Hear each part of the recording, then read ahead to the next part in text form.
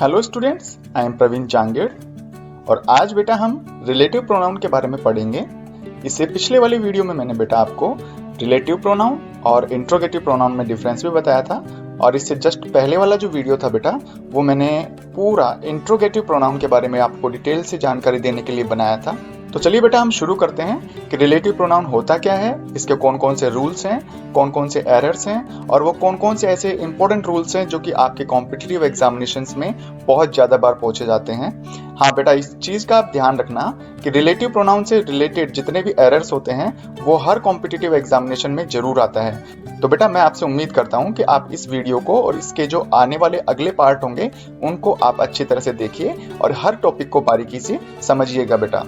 तो बेटा सबसे पहले हम ये देखेंगे कि रिलेटिव प्रोनाउन किसे कहते हैं। तो ऐसे शब्द जिनका प्रयोग दो वाक्यों को जोड़ने के लिए किया जाता है उन्हें हम संबंधवाचक सर्वनाम कहते हैं या फिर रिलेटिव प्रोनाउन कहते हैं। बेटा एक चीज हमेशा ध्यान रखना कि जितने भी मैंने आपको यहाँ पे एग्जाम्पल बताए हैं ना, यही एग्जाम्पल सेम इंट्रोगेटिव प्रोनाउन के भी हैं, लेकिन बेटा उन दोनों में काफी अंतर होता है उनके हिंदी अर्थ को लेकर। जैसे यहाँ पर हु का मतलब जो या जिसने होता है, जबकि यही अगर इंट्रोगेटिव प्रोनाउन के रूप में यूज किया जाता तो बेटा हु का मतलब कौन होता। इसी तरह से हुज, हुम, विच, दैट, व्हाट, व्हेन, वेयर, तो ये बेटा ये सारे क्या हैं एग्जाम्पल इंट्रोगेटिव प्रोनाउन के भी हैं और रिलेटिव प्रोनाउन के भी है। अब आपको बेटा इनमें डिफरेंस कैसे करना होगा। जब हम इंट्रोगेटिव प्रोनाउन के रूप में इन शब्दों का इस्तेमाल करेंगे तो बेटा कोशिश यही होगी कि ये जो शब्द हैं सेंटेंस के शुरू में आएंगे, जबकि सेंटेंस के लास्ट में एक इंट्रोगेटिव साइन आएगा। जबकि बेटा ये जो रिलेटिव प्रोनाउन होते हैं वो सेंटेंस के बीच में प्रयोग किए जाते हैं। अब क्योंकि बेटा हम रिलेटिव प्रोनाउन पढ़ रहे हैं ना, तो आपको रिलेटिव प्रोनाउन के साथ साथ में एंटीसीडेंट के बारे में भी जानकारी होनी चाहिए। तो चलिए बेटा सबसे पहले हम ये देख लेते हैं कि जो एंटीसीडेंट होता है वो होता क्या है एक्चुअल में। तो बेटा देखो मैंने यहाँ पे आपके लिए एक एग्जाम्पल लिखा है, this is the girl whose mother is a teacher. तो बेटा यहाँ पर हुज है ना, वो तो है रिलेटिव प्रोनाउन। अब बेटा ये ध्यान रखना ये इंट्रोगेटिव प्रोनाउन नहीं है। क्यों नहीं है? क्योंकि इस सेंटेंस के लास्ट में इंट्रोगेटिव साइन भी नहीं है और यहाँ पर हुज का जो हिंदी अर्थ है बेटा वो जिसका, जिसकी और जिसके के हिसाब से बैठ रहा है। अगर मैं इस सेंटेंस का हिंदी ट्रांसलेशन करूँ ना तो इसका हिंदी ट्रांसलेशन इस तरह से होगा बेटा, this is the girl whose mother is a teacher. यह वो लड़की है जिसकी माताजी एक अध्यापक है या एक अध्यापिका है। तो बेटा इस तरह से ध्यान रखना रिलेटिव प्रोनाउन हमेशा वाक्य के बीच में आते हैं। अब बात कर रहे थे बेटा हम एंटीसीडेंट के बारे में। तो बेटा एंटीसीडेंट उन शब्दों को कहा जाता है जो कि रिलेटिव प्रोनाउन से जस्ट पहले प्रयोग किए जाते हैं। या फिर ये मान लीजिए बेटा कि रिलेटिव प्रोनाउन जो है ना वो किसके बारे में बात कर रहा है उसे ही हम उस रिलेटिव प्रोनाउन का बेटा एंटीसीडेंट कहेंगे। अब इन पॉइंट्स को पढ़ने के बाद में बेटा अब हम ये जानेंगे कि जो रिलेटिव प्रोनाउन है ना वो किसी भी सेंटेंस में किस तरह प्रयोग किया जाता है। तो बेटा रिलेटिव प्रोनाउन जो है वो दो तरह से यूज में लिया जाता है और वो कुछ इस तरह से है बेटा। तो जैसा कि मैंने आपको भी बताया था कि एक सेंटेंस में रिलेटिव प्रोनाउन को दो तरीके से प्रयोग किया जा सकता है। एक तो होता है बेटा रेस्ट्रिक्टिव यूज और एक होता है कंटिन्यूटिव यूज। तो बेटा रेस्ट्रिक्टिव यूज में क्या होता है कि जो एंटीसीडेंट और रिलेटिव प्रोनाउन होता है ना उसके बीच में कोमा का प्रयोग किया जाता है, जबकि कंटिन्यूटिव यूज में कोमा का प्रयोग नहीं किया जाता। यदि बेटा रेस्ट्रिक्टिव यूज के रूप में रिलेटिव प्रोनाउन एक वाक्य में प्रयोग किया जा रहा है तो वहां पर बेटा रिलेटिव प्रोनाउन जो है ना वो एंटीसीडेंट को परिभाषित या विशेषता ही बताता है उसकी। जबकि यदि रिलेटिव प्रोनाउन का प्रयोग कंटिन्यूटिव यूज में हो रहा है, मतलब वहां पे कोमा नहीं आ रहा है रिलेटिव प्रोनाउन के बाद में, तो बेटा आप समझ जाना कि जो रिलेटिव प्रोनाउन है वो एंटीसीडेंट के बारे में एडिशनल इंफॉर्मेशन दे रहा है। जैसे मैंने यहाँ पे आपको एग्जाम्पल में लिखा है, He sold a bike for 60,000 rupees, which cost 55,000 rupees is red। तो बेटा इस एग्जाम्पल में आप अगर अच्छी तरह से देखेंगे ना तो यहाँ पर रिलेटिव प्रोनाउन है which, और बेटा which और जो बाइक है उसके बीच में यहाँ पे कोमा प्रयोग नहीं किया जा रहा है, इसलिए बेटा जो which है यहाँ पर रेस्ट्रिक्टिव यूज के रूप में प्रयोग नहीं किया जा रहा है, जबकि कंटिन्यूटिव यूज में प्रयोग किया जा रहा है। अब इससे क्या अर्थ निकलता है? बेटा अर्थ कुछ भी नहीं निकलता, बस ये है कि जो which के बाद में जो आया ना यहाँ पे कोस्ट 55,000 रुपीज, ये जो भी चीज इस बाइक के बारे में बता रखी है वो एक एडिशनल इंफॉर्मेशन है, इसके अलावा कुछ भी नहीं है बेटा। जबकि सेकंड एग्जांपल में he sold a bike comma which is red. तो बेटा देखो विच रिलेटिव प्रोनाउन है और ए बाइक इसका क्या है बेटा एंटीसीडेंट।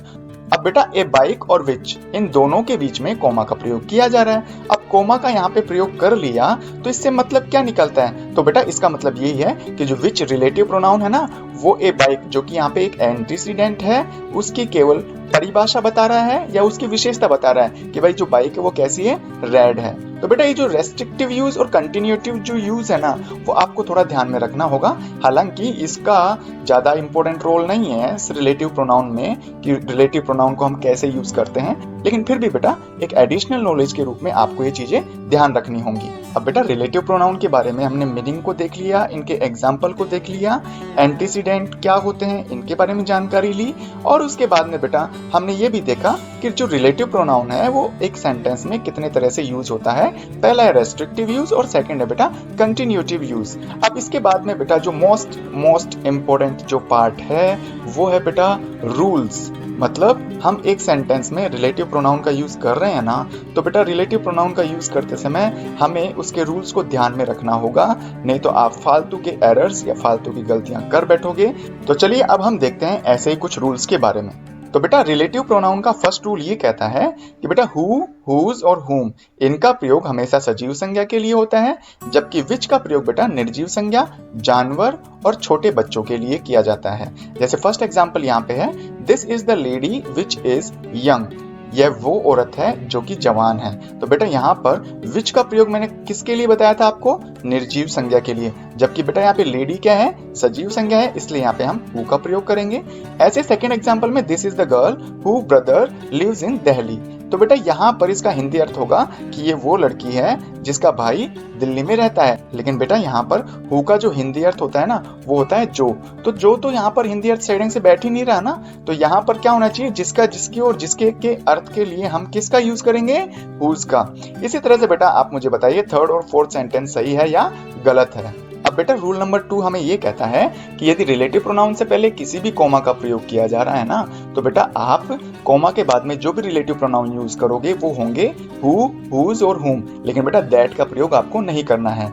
अगर मैं एग्जांपल फर्स्ट की बात करूं तो बेटा यहाँ पे लिखा है ही टुक ए पेन दैट इज ब्लैक, तो बेटा यहाँ पे हिंदी अर्थ होगा उसने एक पेन लिया जो कि क्या है बेटा, काले रंग का है। तो बेटा यहाँ पर रिलेटिव प्रोनाउन दैट यूज किया, उसके पहले कॉमा का यूज कर रखा है। तो बेटा ध्यान रखना कॉमा के बाद में यदि आपको रिलेटिव प्रोनाउन का यूज करना है तो आप आवश्यकता अनुसार हु, हुज और हुम, और हो सकता है तो आप विच का प्रयोग भी कर सकते हैं बेटा।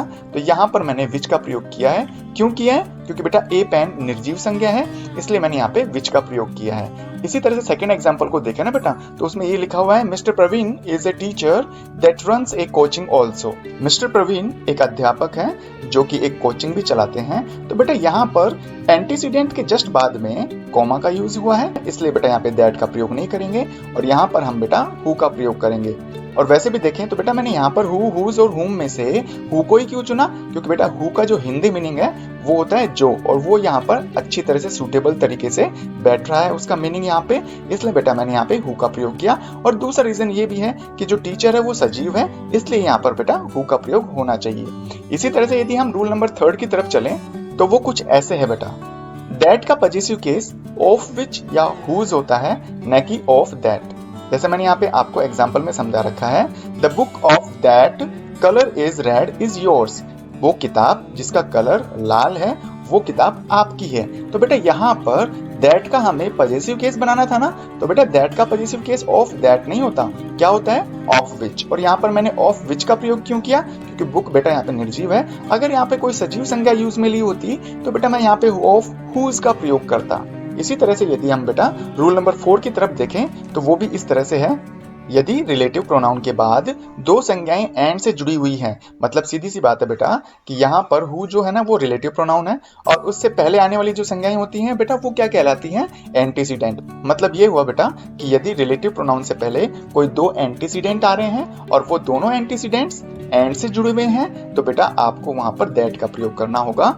और वो भी कब बेटा, जब एक तो मनुष्य हो और एक जानवर हो। जैसे एग्जांपल में यहाँ पे है, 2 children and their little cat who were playing was kidnapped। तो बेटा ये सेंटेंस बिल्कुल गलत है। और बेटा ये सेंटेंस गलत क्यों है, क्योंकि यहाँ पर जो संज्ञाएं आ रही है ना, एक तो है 2 children मतलब ये तो हो गया मनुष्य, और their little cat मतलब ये हो गया बेटा जानवर। तो बेटा यहाँ पर एक मनुष्य और एक जो जानवर है वो एंड से जुड़ा हुआ है और ये दोनों बेटा रिलेटिव प्रोनाउन से पहले आ रहे हैं, इसलिए यहाँ पर हु का प्रयोग न करके और हमें किसका प्रयोग करना चाहिए था, दैट का प्रयोग। और हाँ बेटा एक चीज और है, इस सेंटेंस में एक और गलती है, आप मुझे वो गलती पकड़ के और मुझे कमेंट बॉक्स में जरूर लिखेंगे और पता चल जाएगा मुझे कि मेरे वीडियोस अच्छी तरह से कौन समझ रहा है, कौन देख रहा है। ठीक इसी तरह से बेटा यदि हम रूल नंबर 5 की बात करें तो वो कुछ इस तरह से है, यदि रिलेटिव प्रोनाउन के पहले सुपरलेटिव डिग्री आए तो वहां पर रिलेटिव प्रोनाउन के रूप में हमें दैट का प्रयोग करना होगा, हु, हुज, हुम या विच का प्रयोग नहीं करना होगा बेटा। तो बेटा यहाँ पे लिखा है Mrs Deepti is the most laborious woman हुम आई नो। मिस्टर दीप्ति बहुत ही मेहनती औरत है जिसको कि मैं जानता हूँ। तो बेटा ठीक है भाई, यहाँ पर जो लेबोरियस वुमेन है वो सजीव संज्ञा है और उसके लिए बेटा आप हुम का प्रयोग कर सकते हो, लेकिन नहीं बेटा, क्योंकि यहाँ पर इस संज्ञा से पहले सुपरलेटिव डिग्री का प्रयोग किया गया है और इसीलिए बेटा हमें यहाँ पे दैट का इस्तेमाल करना होगा। अब बेटा सीधी सी बात है, ये जो डिग्रीज है मैं आगे आने वाले वीडियोस में आपको इसके बारे में डिटेल से नॉलेज दूंगा। जिस तरह से बेटा मैं अब पिछले वीडियोस में आपको हर चीज के बारे में बारीकी से समझा रहा हूँ ना, तो सेम इसी तरह से बेटा मैं आपको एडजेक्टिव और एडवर्ब के बारे में बताऊंगा, क्योंकि बेटा जो डिग्रीज होती हैं वो एडजेक्टिव और एडवर्ब की ही बनती हैं। बट फिर भी मैं आपको बेटा एक थोड़ा सा हल्का सा नॉलेज देने के लिए यहाँ पे बताना चाहूंगा कि जो एडजेक्टिव और एडवर्ब की जो डिग्रीज बनती है बेटा, वो डिग्री 3 तरह की होती है, पॉजिटिव, कंपैरेटिव और सुपरलेटिव। तो बेटा मैंने यहाँ पे कुछ एग्जांपल देकर आपको समझाना चाहा है। जैसे पॉजिटिव डिग्री है गुड, तो बेटा इसका कंपैरेटिव होगा बेटर, सुपरलेटिव बेस्ट। इसी तरह से स्लिम का स्लिमर, स्लिमेस्ट, लेबोरियस का मोर लेबोरियस एंड मोस्ट लेबोरियस। तो बेटा ये कुछ एग्जांपल थे डिग्रीज के, और आप बेफिक्र रहिए, मैं आपको आने वाले वीडियोस में एडजेक्टिव और एडवर्ब के बारे में भी आपको अच्छी तरह से जानकारी दूंगा। तो बेटा उम्मीद है कि आपको इस वीडियो में बताए गए रिलेटिव प्रोनाउन के बारे में जो भी चीज आपको बताई गई है वो आपको बहुत अच्छी तरह से समझ में आई होगी। यदि बेटा आपको वीडियो पसंद आता है तो इसे लाइक करिए, अपने फ्रेंड्स में शेयर करना न भूलिए। तो बेटा रूल नंबर 6 हमें ये कहता है कि ऑल का यूज यदि आपको किसी व्यक्ति के लिए करना है, मतलब लिविंग बीइंग के लिए करना है, तो आप वहां पर हु का यूज करिए, जबकि ऑल का प्रयोग यदि आप किसी नॉन लिविंग या वस्तु के लिए कर रहे हैं तो बेटा आपको वहां पे दैट का यूज करना होगा।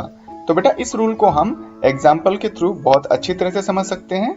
फर्स्ट एग्जाम्पल में है all which glitters is not gold. तो बेटा यहाँ पर देखिए ऑल का यूज किसके लिए हो रहा है, नॉन लिविंग थिंग के लिए। यहाँ पे लिखा हुआ है गोल्ड, तो यहाँ पर बेटा ऑल के बाद में विच का प्रयोग नहीं होगा। हाँ हमें पता है कि भाई नॉन लिविंग जो थिंग होती है उनके लिए हम विच का यूज भी करते हैं, लेकिन बेटा ऑल की कंडीशन में हमें विच का प्रयोग न करके और दैट का यूज करना होगा।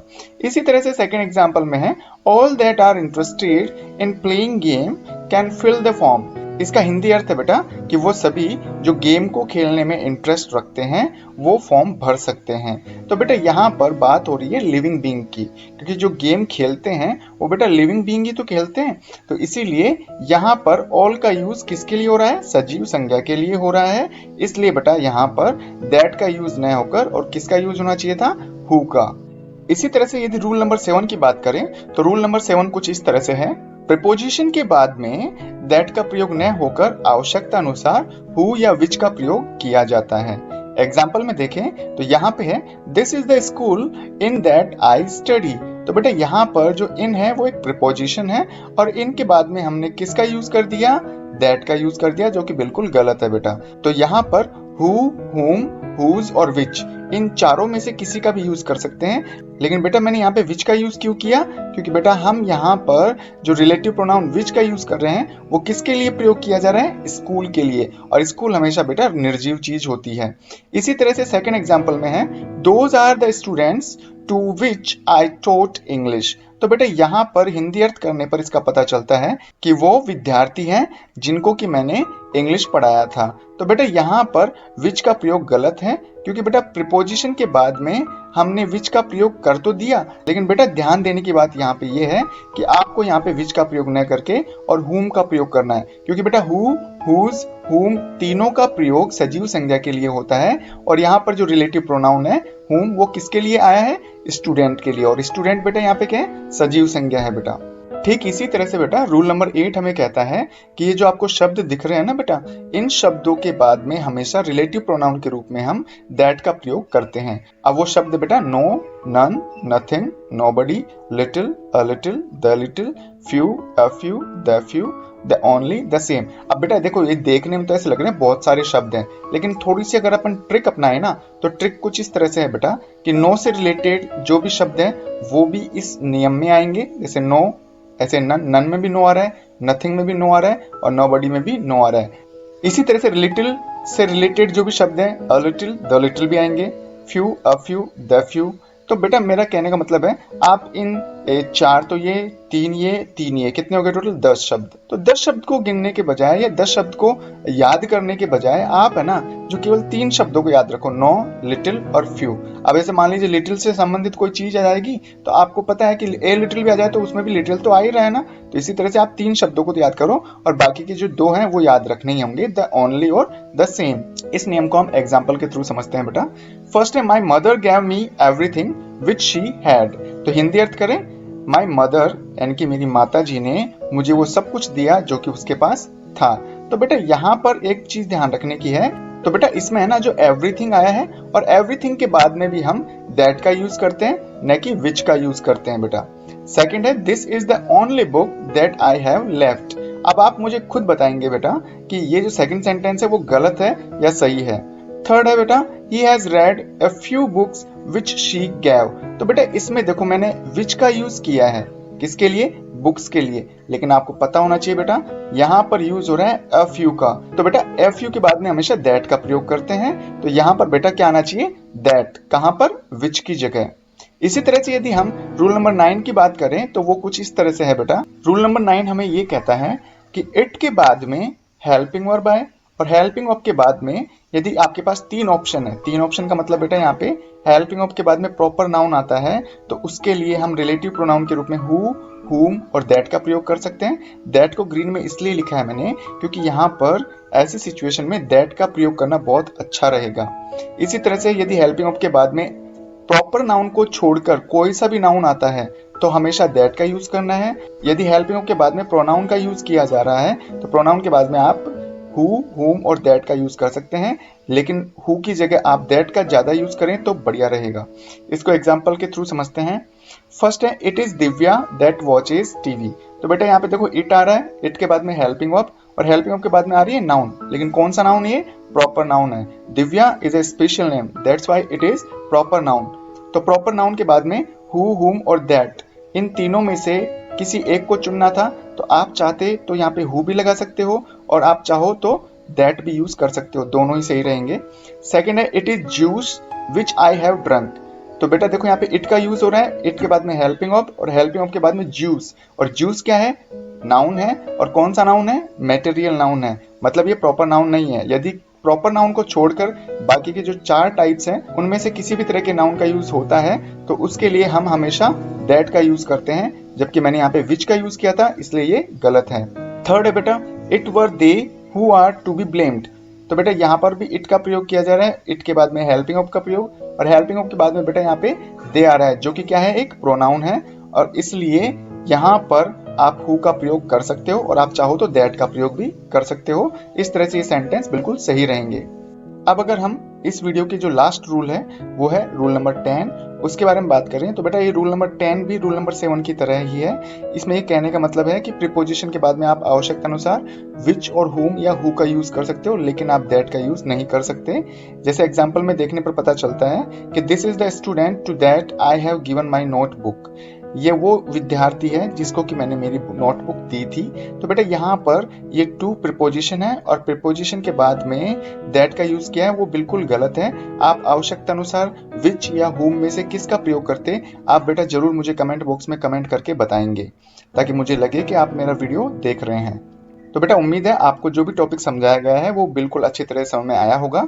यदि फिर भी अगर कोई प्रॉब्लम है या कोई कंफ्यूजन है किसी भी रूल से रिलेटेड या किसी भी इंग्लिश के टॉपिक से रिलेटेड, तो आप मुझे बेटा कमेंट बॉक्स में कमेंट करके लिख सकते हैं। यदि बेटा आपको वीडियो पसंद आया तो इसे लाइक करिए, अगर पसंद नहीं आया है तो बेटा आप इसको डिसलाइक तो करिए ही, लेकिन बेटा उसका कारण मुझे जरूर बताइएगा। साथ ही साथ बेटा इस वीडियो को अपने फ्रेंड्स में शेयर करना न भूलिए